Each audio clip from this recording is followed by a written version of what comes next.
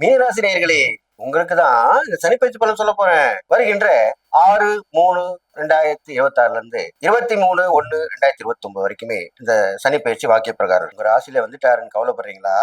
கவலைப்படாதீங்க. ஜென்ம சனி தானே வந்திருக்கு. உங்க ராசியில தானே உட்கார்ந்துருக்காரு. உங்க ராசி அது போய் குரு தானே. குருவோட வீட்டுல தானே இருக்காரு. அப்புறம் என்ன கஷ்டத்தை கொடுக்க போறாரு? கஷ்டத்தையே கொடுக்க மாட்டாரு. அவர் என்ன செய்யணுமோ அதை கண்டிப்பா செய்வார். அதுதானே நான் சொல்ல போறேன். கவனமா கேட்டுங்க. எப்பயுமே ஜென்ம சனின்ற போது உங்களுடைய சுறுசுறுப்பை குறைச்சிருவாரு. நீங்க சுதந்திரமா போயிட்டு வந்துட்டு இருப்பீங்க இல்லையா? அது இல்லாம கை கால் கட்டி போட்ட மாதிரி இருக்கும். அடிக்கடி உடம்பு அசதியா இருக்கும், சோம்பலா இருக்கும், தூக்கமா வரும். அவ்வளவுதானே. இதெல்லாம் ஏதோ கேட்ட மாதிரி தீய சக்தி வந்தா அது மாதிரிலாம் நடக்கும். அதுதான் உண்மை. அப்படித்தானே சொல்லிருக்கீங்க. அதனால சனி பகவான் வந்தாலும் அப்படிதான் நடக்குமா? கண்டிப்பா நடக்கும். ஏன்னா அவர் தான் மந்தன் பெயர் கொண்டவர். சோம்பேறியா இருப்பாரு, சுறுசுறுப்பா இருக்க மாட்டாரு. ஆனாலும் அவருடைய குணம் என்ன தெரியுமா? நீதியை நிலைநாட்டுவாரு, அவங்க தர்மம் செய்வாரு, நல்லவங்களுக்கு நல்லவங்களா இருப்பாரு, கெட்டவங்களுக்கு கெட்டவங்களா இருப்பாரு. இப்போ புரிஞ்சுட்டீங்களா? அதுதான் நடக்க போகுது. அப்போ ஜென்ம சனி வந்துட்டாக்கா உங்களுக்கு நீங்க நல்லவங்களோட பழகுங்க, நல்லவங்களுக்கு நல்லது செய்யுங்க, கெட்டவங்களோட பழகாதீங்க, கெட்டவங்களுக்கு நீங்க எதுவும் கெடுதல் செய்ய வேணாம், ஒதுங்கி போங்க. அவ்வளவுதான் விஷயம். இது மாதிரி இருந்தாலே போதும். அப்போ ஜென்ம சனி காலத்துல இது மாதிரிலாம் இருக்கணும். அது இல்லாமல் உங்க ராசியில இருந்தாலும் அவரு 3ஆம் இடம், 7ஆம் இடம், 10ஆம் இடம், இது 3 இடத்தையும் பார்க்கறாரு தானே. அப்போ அதனுடைய பலன் நான் உங்களுக்கு சொல்லி தானே ஆகணும். 3ஆம் இடத்தை பார்ப்பதுனால தைரியம், இந்த சொன்னேன் இல்லையா, இந்த பயம் அது போய் தைரியம் வந்துடும். சோம்பல் போய் சுறுசுறுப்பு வந்துடும். இதெல்லாம் வந்துடும். அவருடைய பார்வை பலனால வந்துடும். அப்போ அதுக்கு என்ன பண்ணணும் நீங்க? அந்த ஒரு இடத்துக்கு போகணும்னா உடனே கிளம்பிடணும். சுறுசுறுப்பா இருக்கணும். அதுக்கு என்ன பண்ணணும்? தியானம் அடிக்கடி செஞ்சுட்டு வரணும், தவம் செய்யிட்டு வரணும், ஜபம் செய்யிட்டு வரணும், அடிக்கடி கோயிலுக்கு போயிட்டு வரணும். நீங்க எதுவுமே பண்ணலையா, மனசால தெய்வத்தை நினைச்சிட்டு வாங்க. அவ்வளவுதான். இது பண்ணாலே போதும். எப்பவுமே தெய்வத்துடைய பேரை நம்ம நினைச்சிட்டு வந்தாலே கோயிலுக்கு போக வேணாம், தவம் பண்ண வேணாம், ஜபம் பண்ண வேணாம், தியானம் பண்ண வேணாம், எதுவும் பண்ண வேணாம். இறை நாமாக்களை எவர் ஒருவர் தொடர்ந்து சொல்லி வந்தாலும் அவருக்கு அந்த தெய்வத்தின் அருள் கிடைக்கும். இது கலியுகத்தில் அப்படிதான் சொல்லப்பட்டிருக்கு. அப்போ நீங்க மனசால நினைச்சிட்டு வாங்க தெய்வத்தை. உங்களுக்கு பிடிச்ச சாமியை நினைச்சிட்டு வாங்க.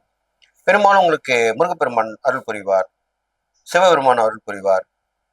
குருவா ஏத்துக்கிட்ட தெய்வத்தை நீங்க வழிபட்டு வரலாம்.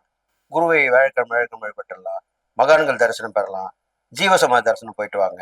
இது மாதிரிலாம் பண்ணிட்டு வாங்க. நீர்நிலை அருகில் இருக்கிற தெய்வ கோயிலுக்கு போயிட்டு வாங்க. பெரும்பாலும் முருகர் கோயில் போயிட்டு வாங்க. உதாரணத்துக்கு திருச்செந்தூர் சொல்லலாம். இது மாதிரிலாம் போயிட்டு வரலாம். அப்புறம் அந்த நீரில் வாழக்கூடிய ஜீவராசிகளுக்கு உணவு கொடுக்கலாம். பொதுவாக மீன்களுக்கு கொடுப்பாங்க. அது மாதிரி அதை கொடுத்துட்டு வாங்க. இதெல்லாம் பண்ணிட்டு வாங்க.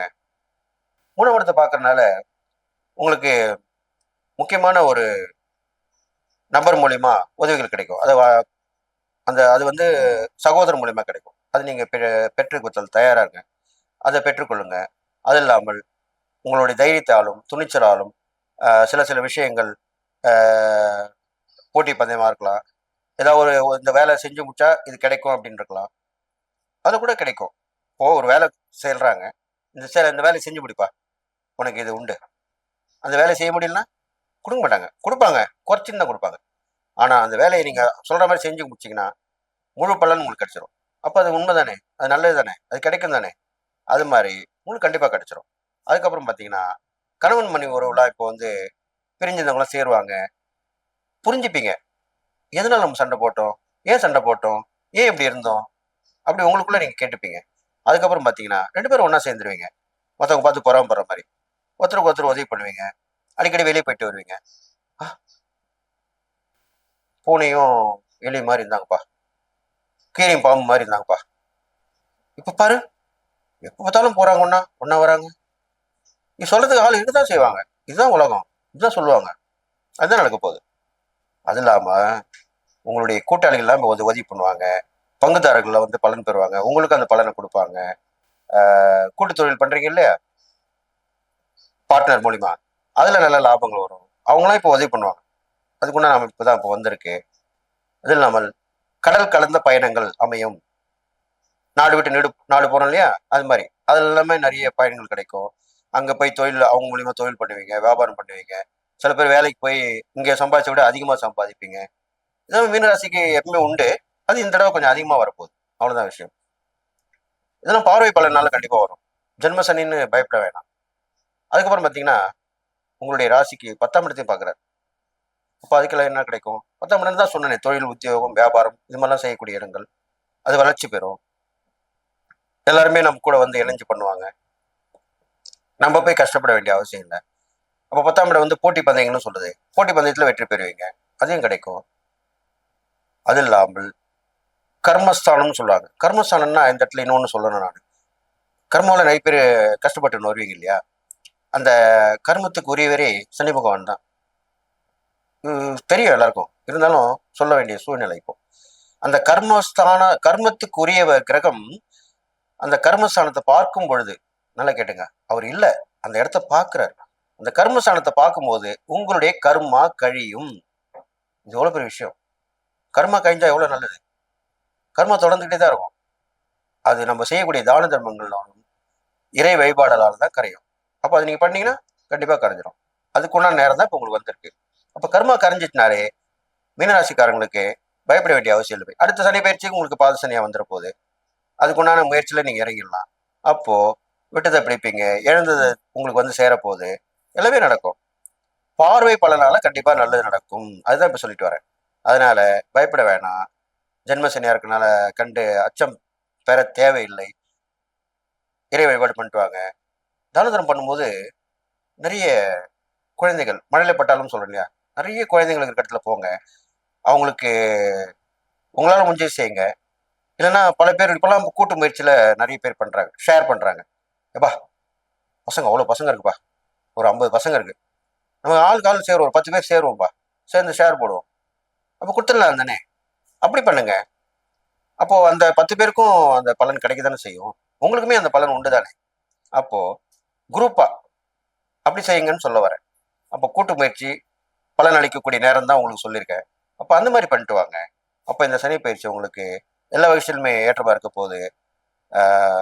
அதுல மீன சனி பயிற்சி உங்க ராசியிலே வந்திருக்கனால, குரு பகவானுடைய ராசினால அதிகமா கஷ்டத்தை கொடுக்க மாட்டாரு. நியாயமா தர்மமா இருந்தா கண்டிப்பா நல்லதா செய்வாரு. அப்போ நீங்க நல்ல விஷயங்கள் மட்டும்தான் பேசணும், நல்ல விஷயம் தான் நடத்தணும், நல்லவங்களோட பழகணும். தினம் தினம் நல்ல 4 பேரை பாருங்க, நல்ல விஷயங்களை எடுத்து சொல்லுங்க. இப்ப நீங்க பேசலாம். ஜென்ம சனியா இருந்தா கூட நல்ல விஷயங்களை பேசலாம். எப்படி தெரியுமா? உதாரணம் சொல்லணும்னா, இப்பெல்லாம் பாத்தீங்கன்னா நிறைய பேரு மோட்டிவேஷனல் ஸ்பீச்சர்னு சொல்றாங்க, ஸ்பீக்கர்னு சொல்றாங்க, தன்னம்பிக்கை பேச்சாளர் அப்படின்னு சொல்லுவாங்க. அவங்க பேசுறதை பார்த்தாலே நம்மளுக்கு தன்னம்பிக்கை வந்துடும். அதுல கெட்டவங்களும் இருக்காங்க, நல்லவங்களும் இருக்காங்க. அதுல சம்பாதிக்கணும்னு வராங்க, சேவை பண்றவங்களும் வராங்க. அது நம்மளுக்கு வேண்டாம். அவங்க என்ன சொல்ல வராங்கன்றத நம்ம புரிஞ்சுக்கிட்டா போதும். அவ்வளவுதான் விஷயம். அது நல்லது சொன்னா நம்ம நல்லது எடுத்துக்கலாம், கெட்டது சொன்னா விட்டுடலாம். அப்போ அந்த மாதிரி நீங்க இருங்கன்னு தான் சொல்ல வரேன். இந்த மீனராசியில பிறந்தவங்க இந்த ஜென்மசனி காலத்துல நீங்கள் மற்றவர்களுக்கு உங்களுடைய பேச்சு பயன்பட்டு அவர்கள் நல்லா வந்தாங்கன்னா அது கண்டிப்பா உங்களுக்கு நல்லது நடக்கும். இதுதானே உண்மை. இதுதான் மனித இயல்பு. வாழ்க்கையோட தத்துவமே தான். நம்ம யாருக்குமே ஒரு பண உதவி செய்யலாம் கூட, பொருள் உதவி செய்யலாம் கூட, அறிவுரை வந்து இலவசமா கொடுக்கலாம். அது உண்மைதானே. அப்போ அந்த அறிவுரை அவங்களுக்கு தன்னம்பிக்கை வளர்க்கறதா தான், வெற்றியை கொடுக்கக்கூடியதா, நீங்க சொன்ன அந்த வார்த்தைகள் அவங்களுக்கு பூஸ்டா இருந்து ஒரு டானிக் மாதிரி இருந்து அவங்களுக்கு நல்ல விஷயத்துல ஈடுபட்டு அவங்க நல்ல நிலைமைக்கு வந்துட்டாங்கன்னா அது எவ்வளவு பெரிய விஷயம். இது கூட பரிகாரம் தானே. அதை நீங்க பண்ணலாம் தானே. கண்டிப்பா பண்ணுவீங்க. அப்போ இது மாதிரிலாம் பண்ணிட்டு வாங்க. நான் சொன்ன இந்த இறை பரிகாரம் தாழ்ந்தல் பண்ணிட்டு வாங்க. இந்த சனி பயிற்சி உங்களுக்கு ஜென்ம சனியா இருந்தாலும் கவலைப்பட வேண்டாம். குருவோட வீட்டுல தான் இருக்காரு. அதனால பெரும்பாலும் கெடுபலன் குறைஞ்சிரும். இருந்தாலும் உங்களுக்கு சில மைனஸும் சொல்லிதான் ஆகணும். அப்போ அது என்னன்னு சொல்ல வரணும்னா, நீங்களுமே பெண்கள் விஷயத்துல கொஞ்சம் கவனமா இருக்கணும், பழக்கவங்களும் கவனமா இருக்கணும்.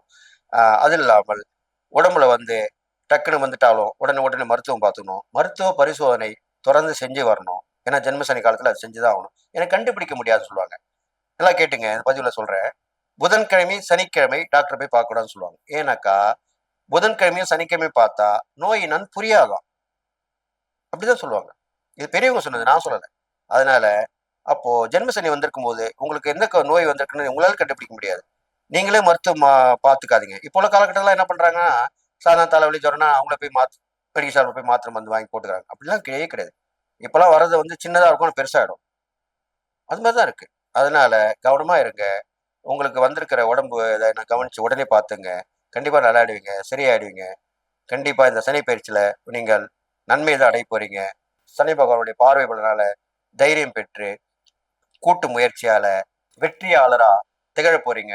உங்களுக்கு இந்த சனி பகவானால கிடைக்க போற நற்பலனுடைய பர்சன்டேஜ் எவ்வளவு தெரியுமா? 60% கிடைக்க போகுது அப்படின்னு சொல்லி எல்லா நாளும் பெற்று வாழ்வீங்கன்னு சொல்லி வாழ்த்தி விடைபெறுகிறேன். நன்றி, வணக்கம்.